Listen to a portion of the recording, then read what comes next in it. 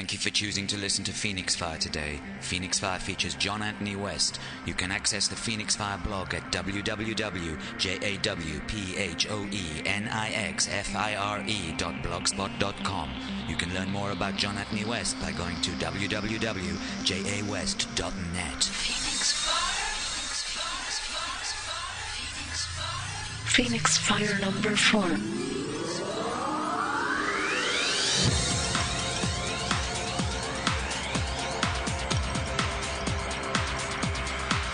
This is PhoenixFire, John Anthony West, rogue Egyptologist and mystic in skeptics' clothing, broadcasting from West Henge in the wilderness with something to offend everyone.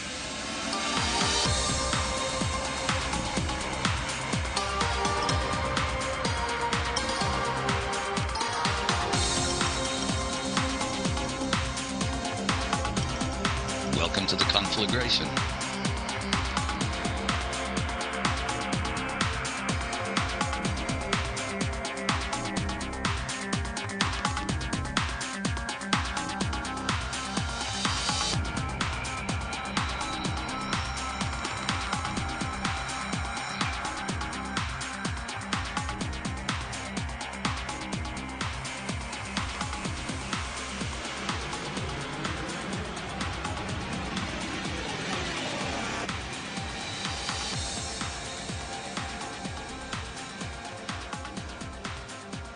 There are no major surprises in store, said Peter Lacovara, curator of Egyptology at the Boston Museum of Fine Arts.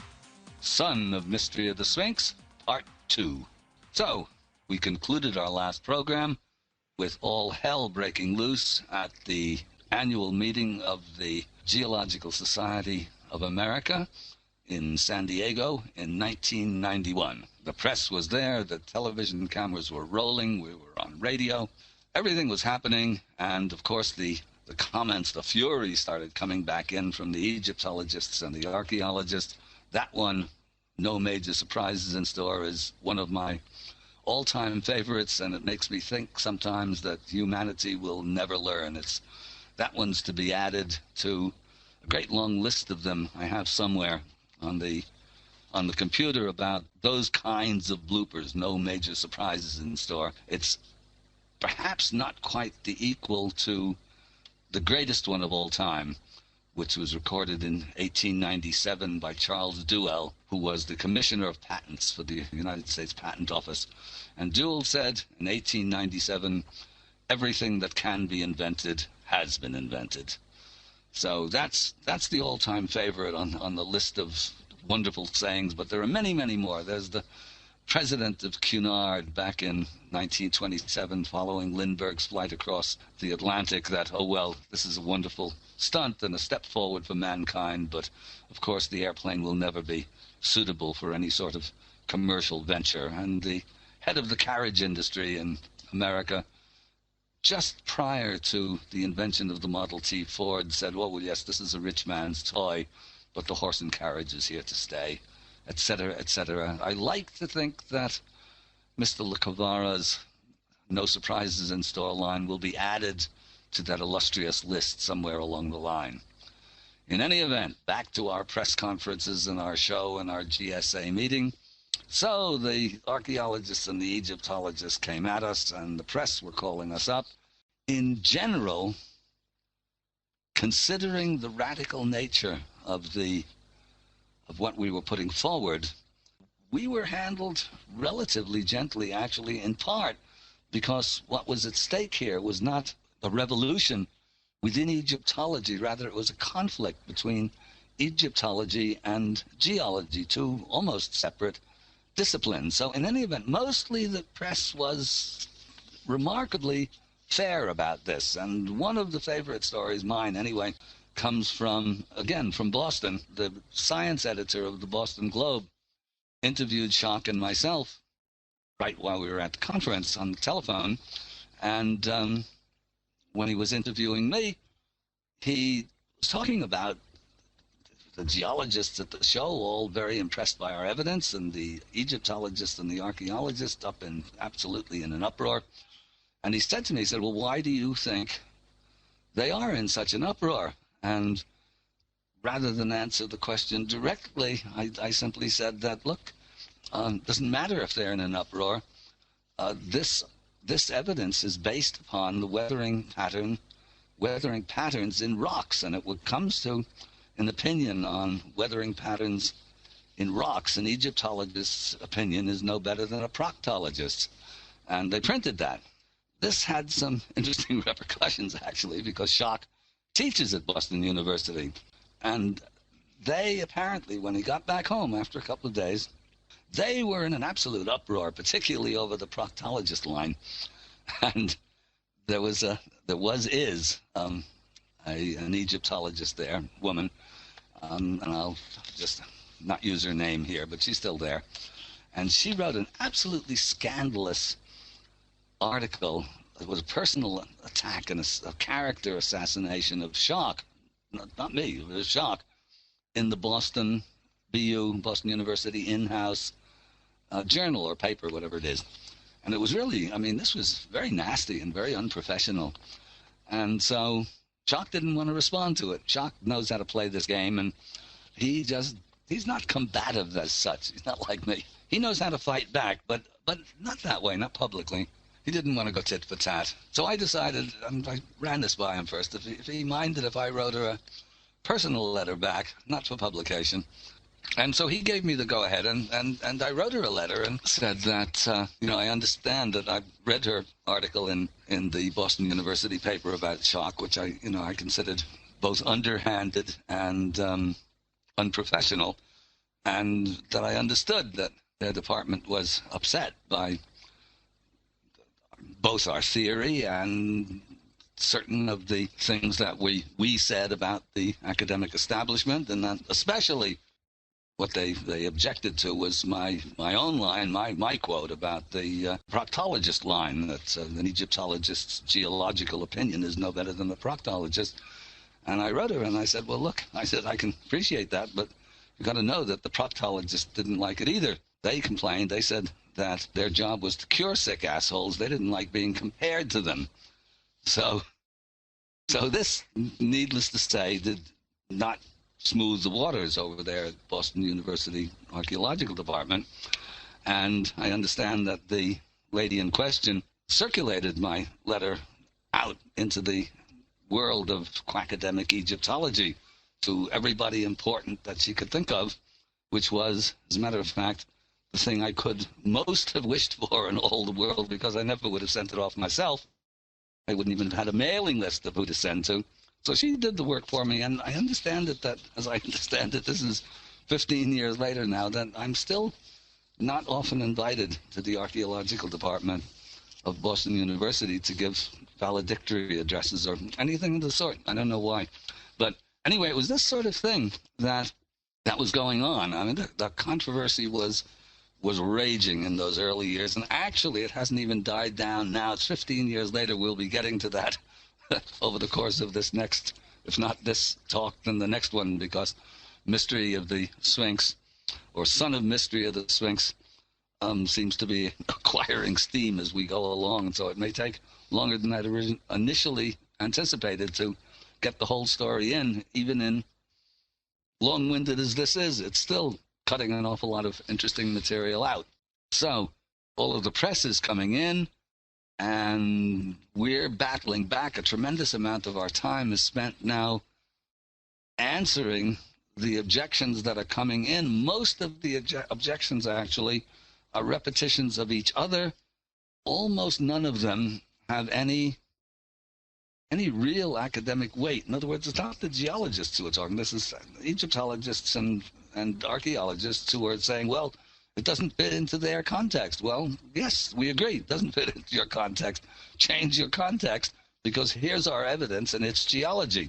Later on, we will be getting, and we'll get to this, we will be getting a few geologists trying to attack the theory, but they are, almost without exception, geologists with a stake in Egyptology. And it doesn't matter actually if they have a stake in Egyptology. If they don't have a stake in Egyptology, nothing matters except the quality of their evidence, and the evidence ranges from just plain wrong to actually ludicrous and idiotic.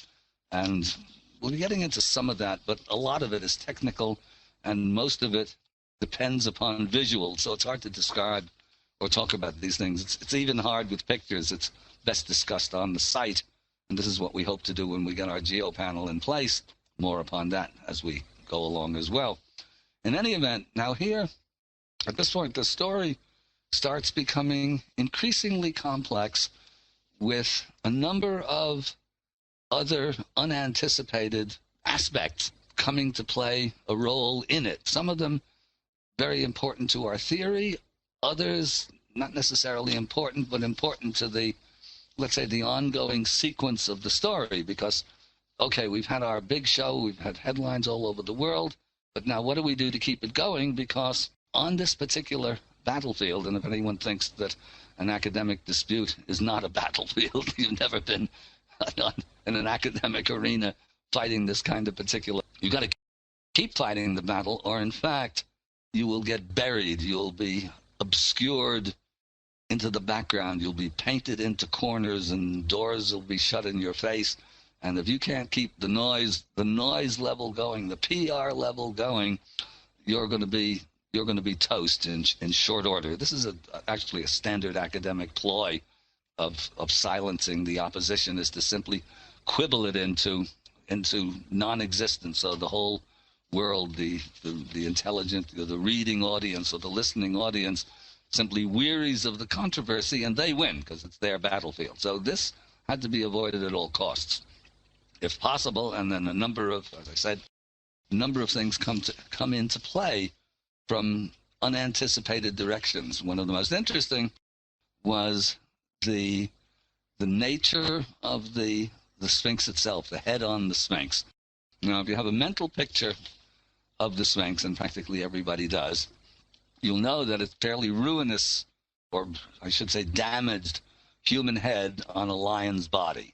And we've already discussed the body of the core body, the bedrock body of the Sphinx is deeply weathered, as everyone knows, with lots of repair blocks applied to it. The face itself has the nose destroyed and there's damage around the eyes, but otherwise it's in pretty good state of preservation because it is a much harder outcrop of limestone than the rest of the body. It's called member 3. Member 1, which is a harder limestone. Member 2, that's the core body.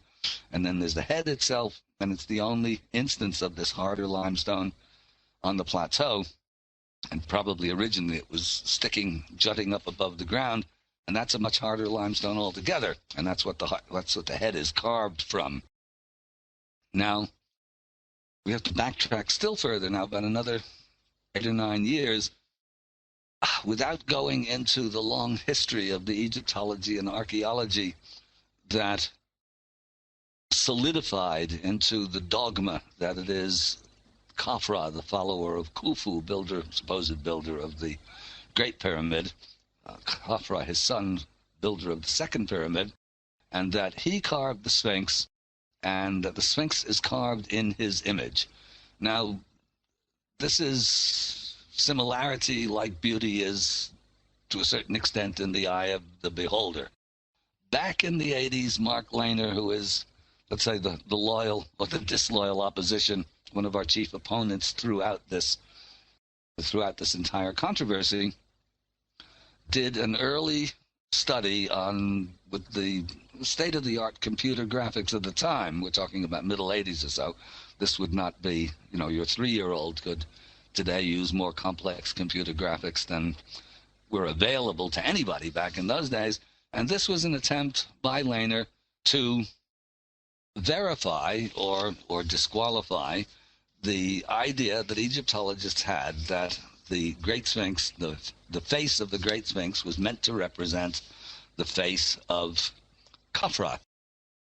Now, actually, there are lots of faces of Khafra, or anyway, a few very famous ones. The most famous probably in the Cairo Museum, the wonderful statue that's there with the king with the falcon comprising the whole back of his head. He's acquired falcon or Horus consciousness, wonderful masterpiece of sculpture. And then there's the Sphinx, which, in fact, anybody can see doesn't look the least bit like Khafra, anybody but Egyptologists. Anyway, Lehner did a study, and I'm doing it a bit of a disservice here. It's actually more complicated than this. But he effectively, what he did was to feed Khafra data into the computer using computer models in some way or shape that I don't quite understand.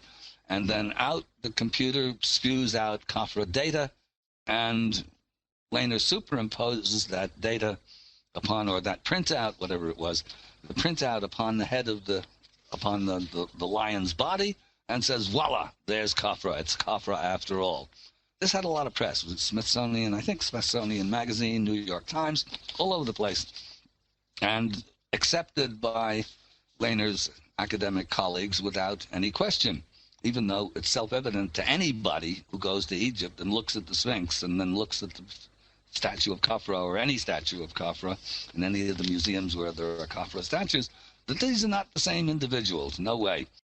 Anyhow, normally this would not be the kind of thing that you'd have to bother to address. As I said earlier, similarity like beauty is in the eye of the beholder, and there's no scientific argument about this. However, since Lehner had had all of this press for his computer simulation, it was now important because it had now gone down into the literature. Oh, well, Lehner has proved that the Sphinx really is Khafra after all. End of argument.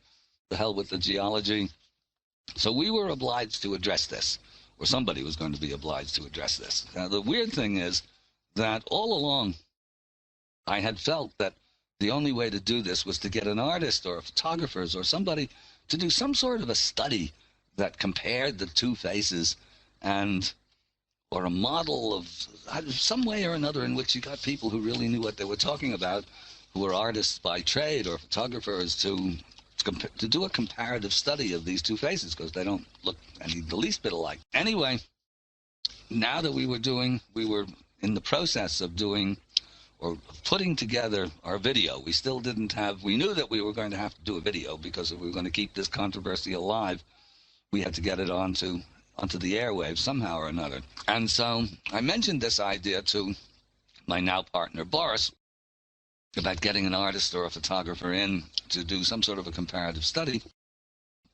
And Boris has immediately thought up one of his brilliant ideas. Boris was not normally the idea man, but he suggested bringing in one of the forensic detectives who was a real expert in faces, somebody who made a living out of comparing faces and doing forensic photographs or doing forensic reconstructions from people's memories and that sort of thing. So within 15 minutes, he was on the line with Frank Domingo, the senior forensic detective from New York City's police department. And all of a sudden, we had an idea going.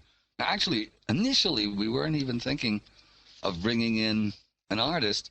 The original idea, my original idea, even before any of this was going on, was that to use Lehner's exact same method and of computer reconstruction, but using Elvis as the model, and proving by using the exact same method that it was really Elvis who was the Sphinx and not Khafra. Unfortunately, the Elvis Foundation at the time would not let us use the king in that particular, that kind of a format, or that particular kind of a representation, which I thought was really very short-sighted of them, because I would think that Elvis would have loved to have had his head up on the Sphinx. But anyway, they wouldn't do it, and so we had to settle for Frank Domingo, senior forensic expert for NYPD. PhoenixFire. So Boris had made this contact. I never would have thought of it.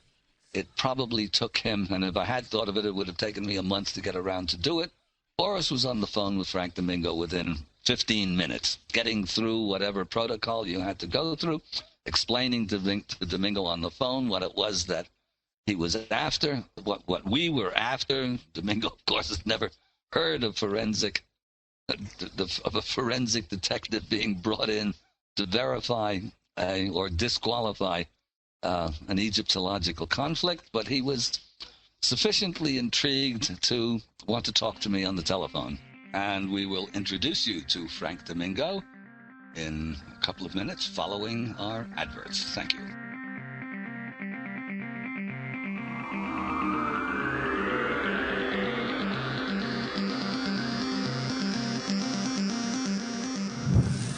PhoenixFire.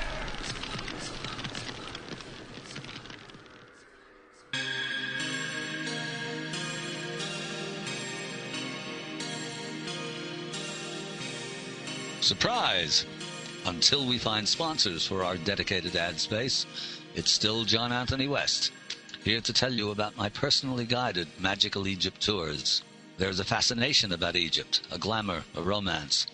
On my trips, people tell me they've been dreaming of traveling to Egypt since early childhood. There are other wonderful sacred places in the world, Gothic cathedrals, Mayan pyramids, Islamic mosques, Hindu and Buddhist temples. But there is nothing anywhere that matches the grandeur, power, and perfection of Egypt. Yet unless you see Egypt through symbolist eyes, you've not seen Egypt at all. For it is only the symbolist interpretation developed by the brilliant philosopher, mathematician, and alchemist R.A. Shvalad that makes sense of the Egyptian experience. Where establishment academics see only a bizarre, architecturally accomplished but still primitive civilization, Shvala saw and proved that it was based upon a profound and sophisticated sacred science, a science of cosmic principles. One wonders how people come back from Egypt and live lives the way they lived them before, wrote Florence Nightingale back in 1850. The answer is, they don't. 2 weeks in Egypt and you will understand the difference, finally, between true civilization and progress. For detailed information, see my website, jawest.net. Click on Magical Egypt Tours. These are one-of-a-kind trips. There is nothing like them. We find ways to avoid crowds. We meditate in the Great Pyramid. We get into places other people don't get into. The food is great, so are the hotels. The price is remarkably competitive. Just remember, if you don't see Egypt through symbolist eyes, you don't see Egypt at all. PhoenixFire.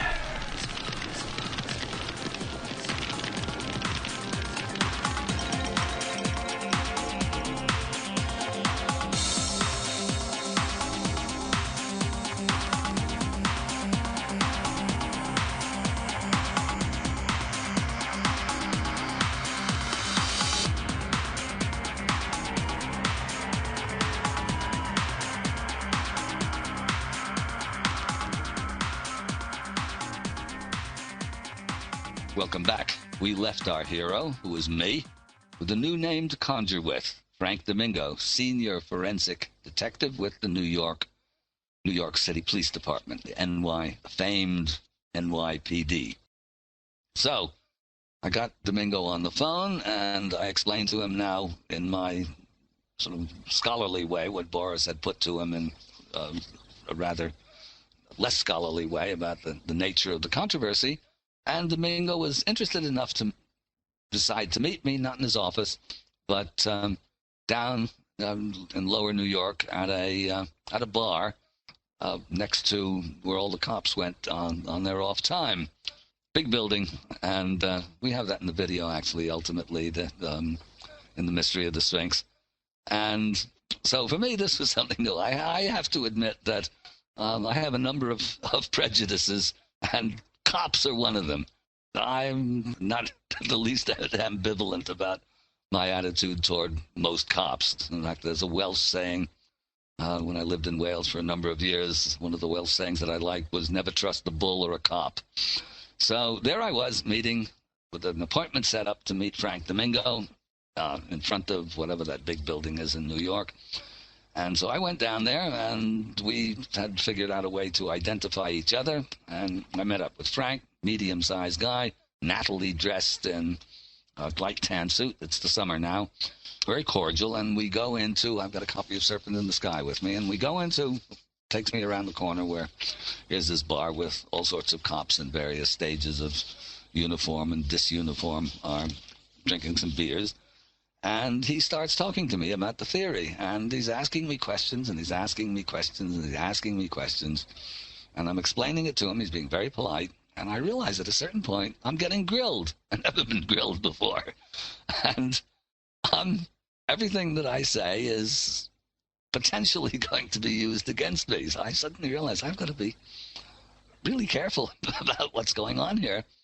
And so finally we get down to basically to the nitty-gritty, and Frank understands that what we want to do is to, via standard forensic procedures, to determine whether or not the face on the Sphinx is meant to be or can be proved to be, or can be proved not to be, the face of the pharaoh Khafra, as we know the pharaoh Khafra from the various statues of him, but particularly the one in the Cairo Museum, which is also the most accessible. He understands that, and now exactly what it is that's involved, and says to me, well, he said, suppose I do this work and it turns out to be the face of Khafra. What would you do then? And I said, well, I'd publish it, naturally. That's what we want you along for. He said, okay, count me in. All along, by the way, I should say, we're doing all of this work, all of the science, but with at least a good portion of our attention focused on how we're going to do a video of all of this. So really, we're going about the documentary in a sort of bizarre way, because normally when you're doing a documentary film, you know exactly what you want to do and exactly where you're going to take it. You have a plan in mind, and you go after it. I mean, for example, Michael Moore's Fahrenheit 9/11, he knows where he wants to get to. The facts are all there. How he gets there are different ways of doing it. He gets interviews. He doesn't get interviews. He edits, so forth and so on. But he knows where he's heading. In this case, we don't know where we're heading because we're inventing the theory even, but we're inventing the science as we go along, and we have a long way to go before we've got enough in place so that we can make the show out of it that we know we need in order to keep the whole controversy alive. PhoenixFire.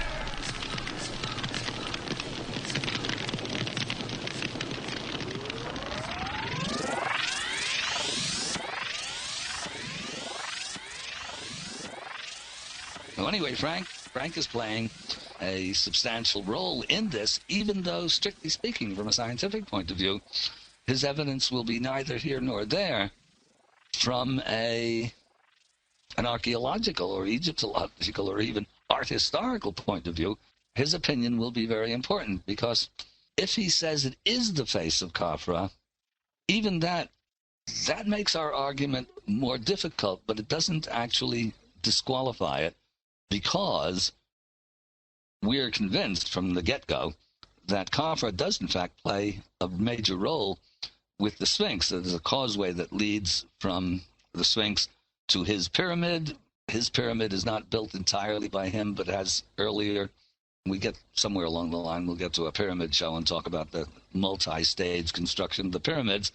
But there is a connection, and we believe that Khafra is actually the first of the Egyptian pharaohs to do repairs upon the Sphinx. We're quite happy with that. So even if the face turned out to be Khafra, we have a kind of an escape route, in that Khafra has the Sphinx, whatever the ruined face of the Sphinx might have been, carved into an image of himself. But that's a tougher point to prove. It's a little bit like saying, well, Will Shakespeare didn't really write Shakespeare's plays. They were written by another playwright also named Will Shakespeare. So you have problems with an argument of that nature. Anyway, Domingo's findings would be, A, of considerable scholarly significance. Oh, I should go back and say that, but if he finds that the face of Khafra is, or the face of the Sphinx is not the face of Khafra, well, that's a very powerful piece of evidence for us, because the circumstantial evidence attributing the Sphinx to Khafra is just that, circumstantial, and this supposed similarity seen only by Mark Lehner is a big chunk of that circumstantial evidence. So if we can disqualify that, that's important for us. But if we can't disqualify it, we not exactly fudge around it, but we have a serious complication that we would otherwise have to address. So one thing leads to another, and what we now get invited to, when we're doing film as we're going along. Frank is inviting us to his office in the actual police department, and there he has a little office full of, absolutely chock full of information and posters and stuff like that. A lot of them being displays of criminals that have been caught through his forensic work of reconstructing a face according to the memory of whoever it was, the crime victim who remembers seeing such and such a person, and they draw it all out, and is the nose right or the ears right, and this person is trying to remember, and eventually he ends up with a profile of the alleged criminal, and eventually they catch him. They caught a lot of them So, of course, Frank was very proud of that, and it's a very responsible position as senior forensic detective. So this is going on over several months. We have to put the money together to get over to Egypt on a special trip just to do the forensic work with Frank. And we're taking with us our good friend, the stills photographer, Caroline Davies, a very, very excellent photographer. In fact, if you go to my website and pull up gallery, you'll find some of her wonderful photographs that she took mostly when we were doing all of this work in Egypt. And they've been converted into, she's turned some of the best of them into greeting cards. So you find those on the website as well, and you can buy her great Egypt greeting cards. Anyway, so Caroline's going with us, and Frank is going with us, and we've got the money together, and off we go to Egypt. We don't need special permissions for this, which is good, because by this time we have run seriously afoul of the dreaded Zahi Hawass, now a good personal friend, so I'll put that in right here from the get-go, to not to sort of create a false impression about what was then and what's now. But we are not friends at this point in time, and there is no point trying to get special permissions to do our forensic work. But we in fact don't need it. We can operate from as much of a distance, from enough of a distance. We can function. And in fact, when we need special permission in the actual Cairo Museum, we can get this from the museum itself, and we don't have to go through Zahi, who at that time is head of the Giza Plateau. So we're there, and this is very, very meticulous work. When we, for example, to get a full face of the Sphinx, you can't just stand underneath it or from a distance and shoot upward. That's not going to give us the right angle. It has to be done from on a very long distance with a very long photo lens, and with a ladder on top of a truck, because it has to be absolutely on a straight level, and the same applies to the profiles. This is extremely meticulous work that's going on over a number of days. In the museum, it's a real nightmare, because the place is thronged with people, and here we are on ladders and trying to get the right angles for Frank, and people are going back and forth and all around the place. Anyway, eventually he gets all of the material that he needs, and he goes home to study all of this. And I mean, it is quite clear he's not, it's pretty obvious as we're going along that he knows perfectly well that the face of Khafra is not the face of the Sphinx. I mean, it isn't even close, but you can't make a big deal out of this until you actually have the documentation all worked out. And so in due course, but it's quite a lengthy due course, it takes him a while before he can do this. Finally, it's all done in very meticulously worked out diagrams, photographs, projected things of drawings, illustrations of what the Sphinx might have looked like had its nose not been chopped off. There are certain actual real problems involved with the Sphinx, very similar to what an actual police detective, a forensic detective, has to go through in real life, where they're, let's say, doing a reconstruction of a semi-decomposed body or something of that sort. In the case of the Sphinx, the head is in reasonably good shape, but the nose has been completely knocked off, and there's serious damage to an eye. The cheekbones, the weathering, it hasn't been much weathered, but there's been pretty considerable damage done to the face, and particularly the nose, which, as Frank points out, that the same face could have 12 different noses. None of those noses might be exactly what we see in the statue of Khafra, but each of those noses would give that face a very, very different look. Now, the reason that the nose is shot off, and this is a little bit of Egyptology that may be of interest to our audience, because there are a number of stories about the ruined face of the Sphinx and who's responsible for it that are in currency. One of them is that Napoleon's soldiers back in 1804 shot the nose off the Sphinx, but actually they didn't. There's no evidence for that, and there's plenty of evidence that it happened well before that. And apart from that, Napoleon was going over there with a bunch of scholars as well as soldiers, because he was a Mason himself, and he was very interested in proving or trying trying to prove that the roots of the Masonic tradition lay in Egypt. So he wasn't about to shoot the face off the Sphinx. Then there's another rumor that this was done by the Janissaries of the Ottoman Turks. Anyway, that this was done as it was artillery practice for the Janissaries of the Ottoman Beys, but there's no substantiation for that either. There are even rumors that it wasn't shot off. The nose was damaged in World War I by German soldiers, which is completely ludicrous because there's a ton of pictures from the 19th century showing the Sphinx already ruined. But the answer is actually, and it was furnished me by my opponent Mark Lehner, who pointed out, and who is very knowledgeable in certain respects, that according to Arabic texts, travelers to Egypt over the course of, let's say, the fall of the Roman Empire to about the 12th century, talked about the incredibly wonderful state of preservation of the head of the Sphinx. Mind you, because at those times, over that entire period of time, the Sphinx is buried up to the neck in sand, so nobody even knows that it's a Sphinx. But people talk about this colossal head in a perfect state of preservation, and then suddenly, about the 14th century, the travelers' accounts start talking about the face having been disfigured or destroyed, the nose and the eyes, but the nose particularly. And so it's done by some, let's say, proto-Taliban lunatic who's busy disfiguring the supposedly the pagan or infidel image of the Sphinx. And actually, as a side note, if you go to a museum that has a classical antiquity department, and you'll see all of these statues, Roman, Greek, Etruscan, so on, often they'll have their noses knocked off. And the usual explanation for this, with the straight face actually, is that, the statues fell over and the nose broke off. But what? All the statues fell over and nothing else was damaged or hardly anything, but they all had their noses broken off? No, it's not that at all, actually. It's that in ancient times, the statue represents or contains the living essence of who it's meant to represent.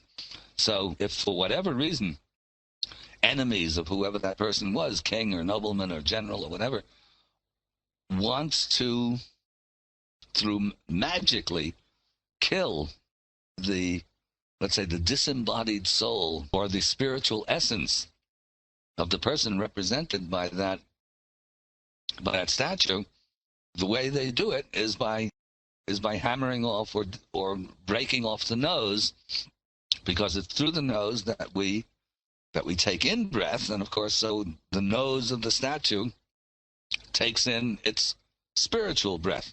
So this is why, almost certainly, the nose of the Sphinx was knocked off, and by extension, all of these other noses over the course of art history. Long and short of this first expedition to Egypt and its aftermath is that Frank comes back with all of the data he needs, and lo and behold, the face of the Sphinx is not in any way, shape, or form, no possible way that these two faces, the statue in the Cairo Museum and the Sphinx itself, can be modeled on the same human being.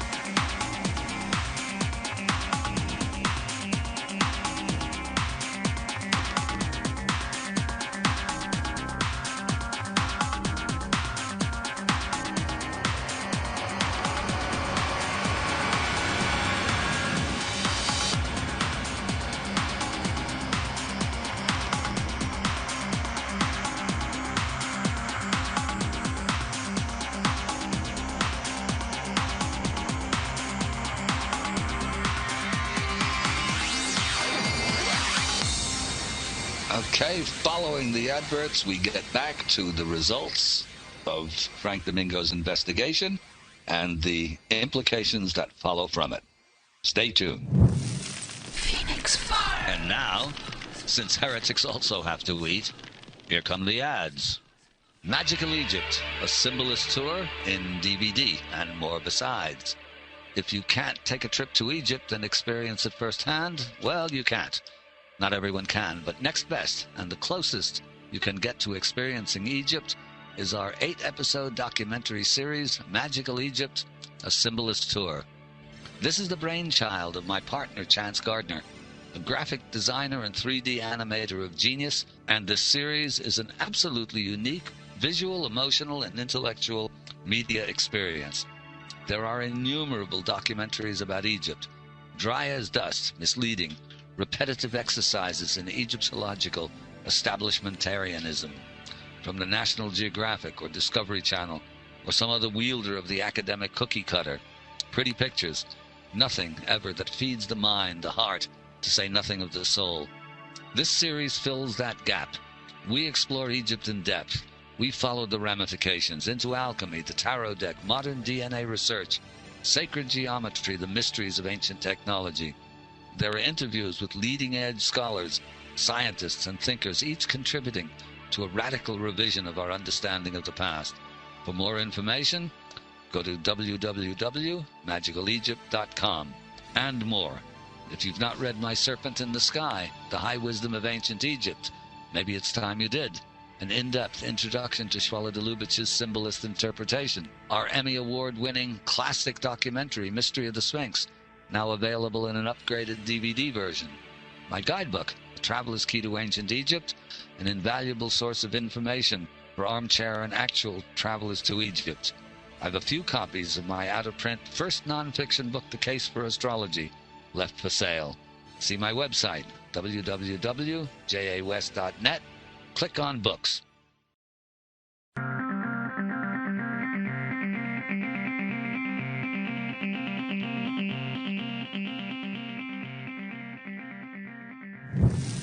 PhoenixFire.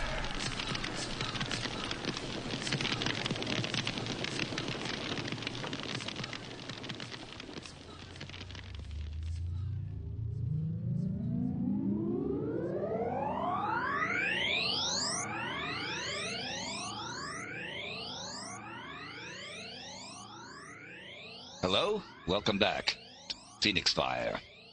And Frank Domingo, who we left, finishing his results, his comparative study of the Great Sphinx of Giza and the pharaoh Khafra, supposed carver of the Great Sphinx. The results, considering their implications, quite electrifying.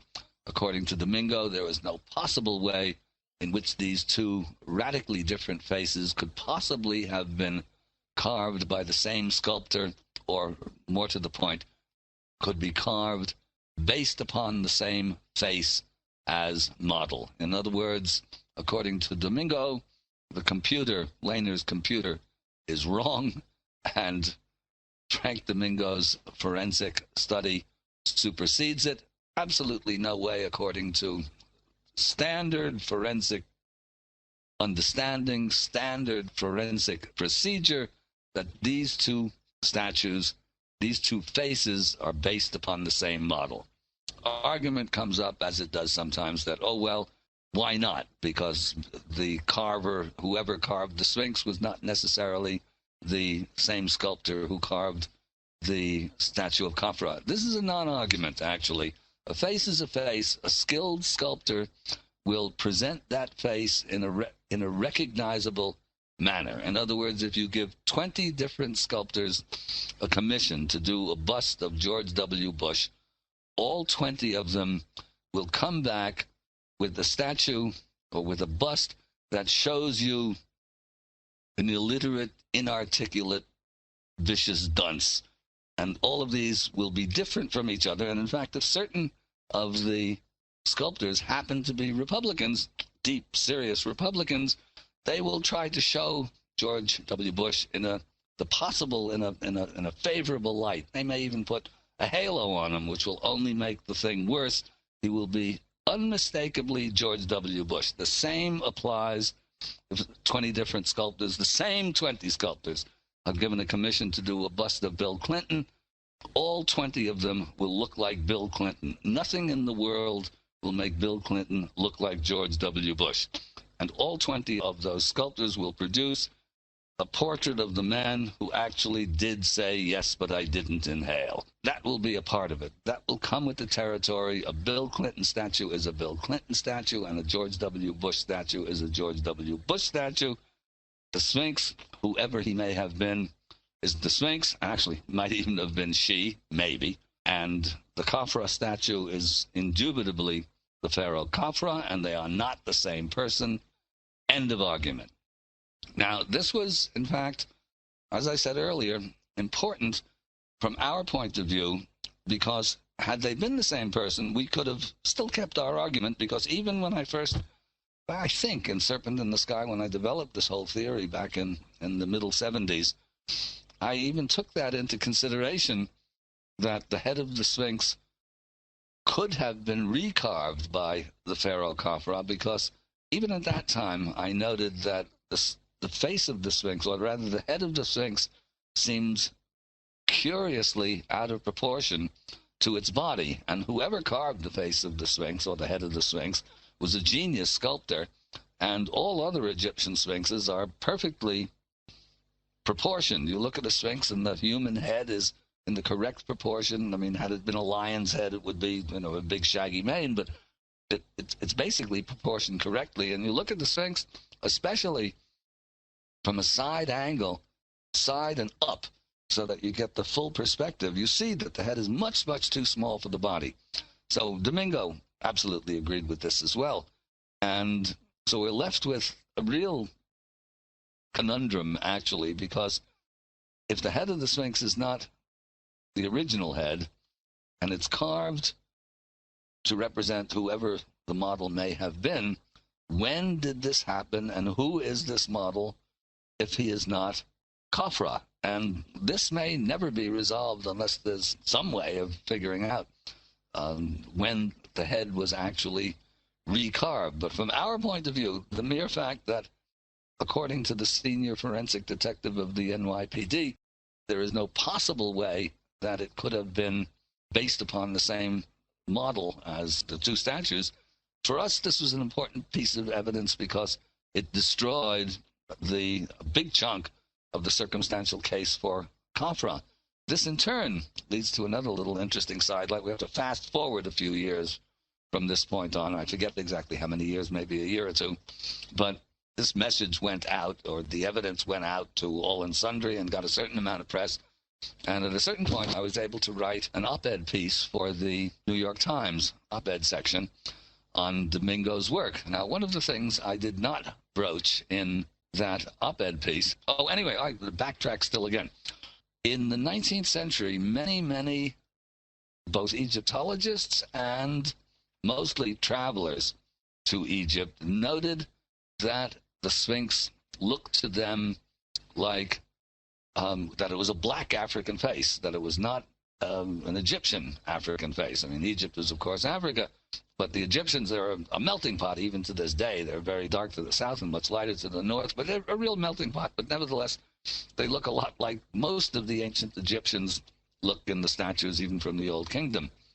Many of the travelers had noted that the Sphinx, especially in profile, looks as though it's sub-Saharan African.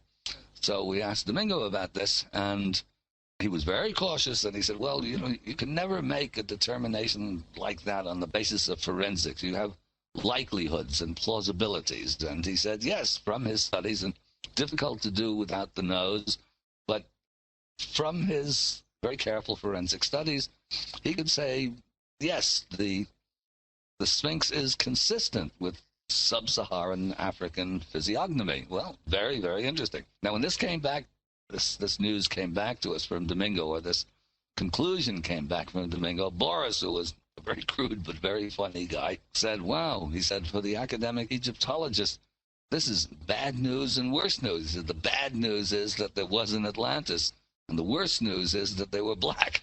We all like that line. But the fact of the matter is that the Sphinx sure does look like sub-Saharan African. Now, the Egyptologists do not want to hear this. They're as prejudiced as everybody else over there. And the last thing in the world that they would want out there is this idea that, A, that it's not Khafra, but not only is it not the same face, it isn't even the same race. So, political reasons, I said nothing about this, and actually, as I said, it's not my original observation anyway. Everybody was saying this, or a lot of people were saying this in the 19th century. I think Gustave Flaubert made that comment as well. So when I wrote my op-ed piece, I said nothing about this. But interestingly enough, a couple of weeks after it appeared, 3 weeks or so, the Times published a letter by an orthodontist who was another expert on faces, like a forensic detective, who made the observation that the face of the Sphinx looks like a sub-Saharan African face, especially in profile. And as far as I'm concerned, I will take the argument no further. It's not my argument. I'm not qualified to comment, but there it is. And I don't remember if I have or not written about this much in articles and so on, but it's basically that we're in enough hot water as it is, so there's no point stirring up that particular can of worms any more than it has to be. However, there it is. Whoever that Sphinx is meant to represent looks like a sub-Saharan African. Now, maybe that's, in other words, my own dating of the Sphinx, my personal extreme age, way back dating. I think we talked about that in one of these programs, going back, following the Egyptian text as much as 36,000 years. That was one of the intermediate stages. That's who peopled the land of Egypt when Egypt was under the control or under the rule of the gods themselves, or under the rule of the followers or companions of Horus. Who knows? Anyway, at that point, Frank Domingo had done his work, and we were extremely gratified to have those conclusions.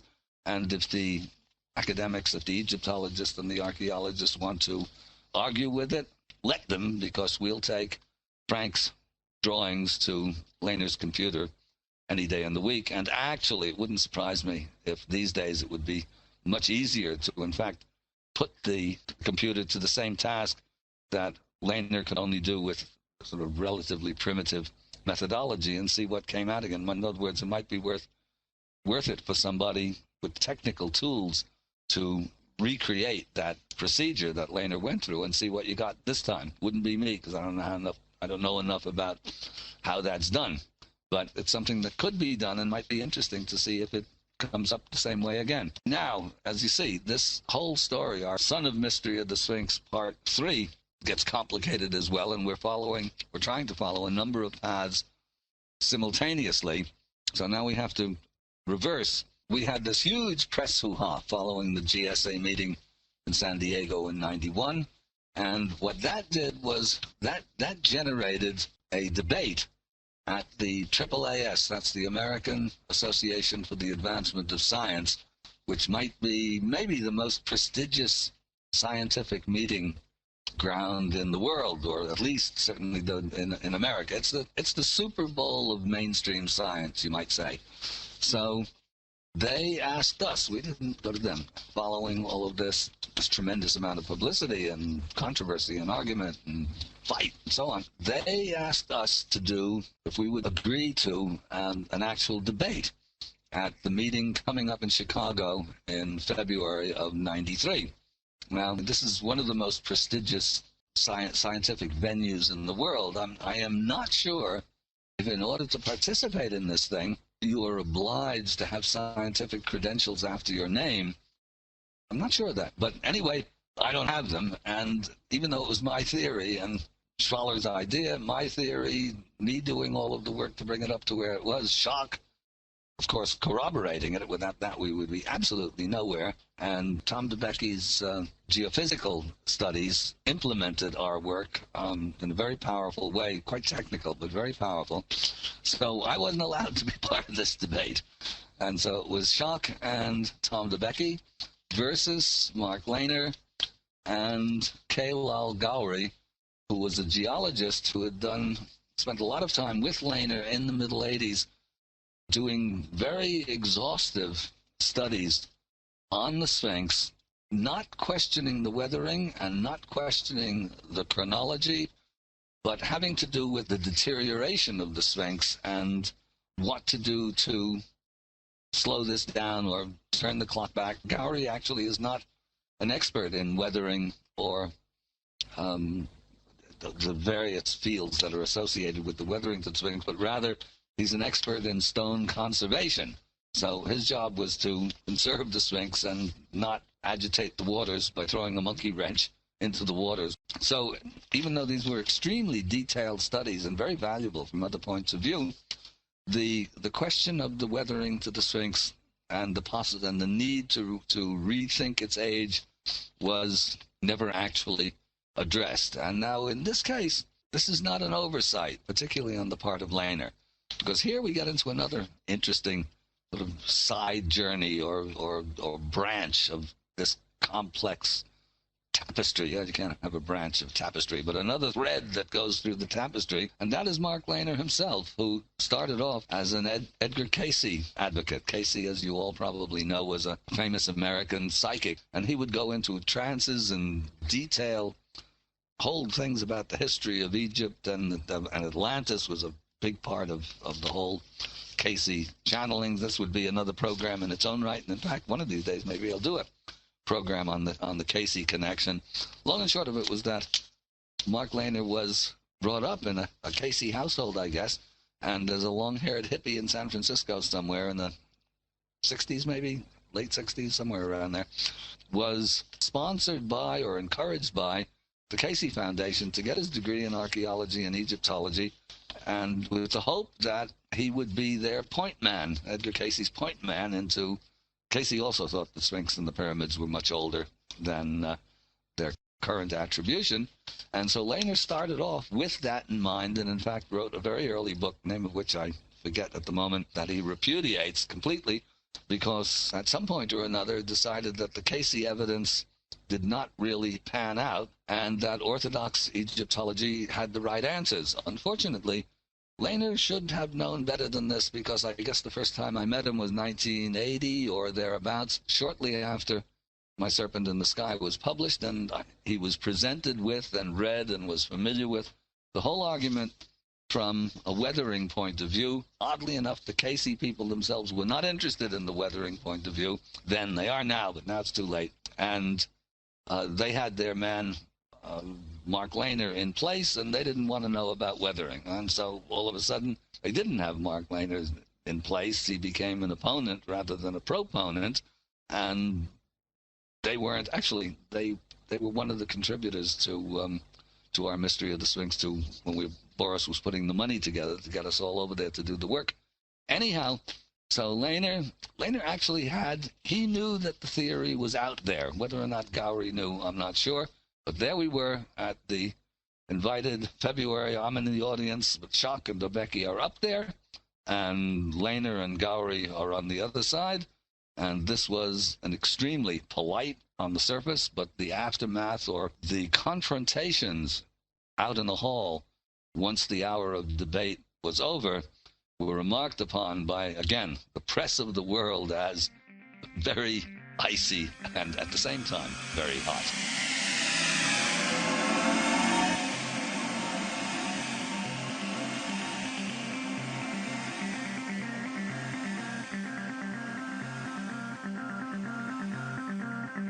Thank you very much. Next week, we come back to Son of Mystery of the Sphinx, Part 3. We continue with the AAAS, and we get into the Book of Boris and the Mystery of the Sphinx, the video. Thank you.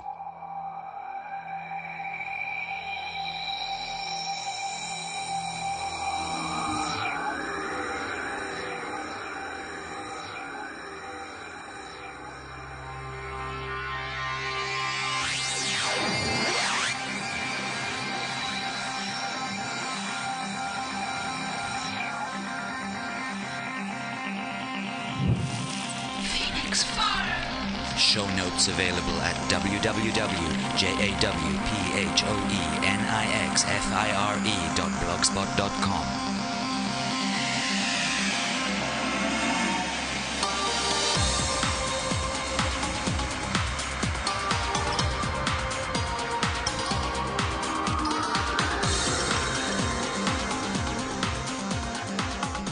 Music and production by Geraint Hughes. www.thepodule.com.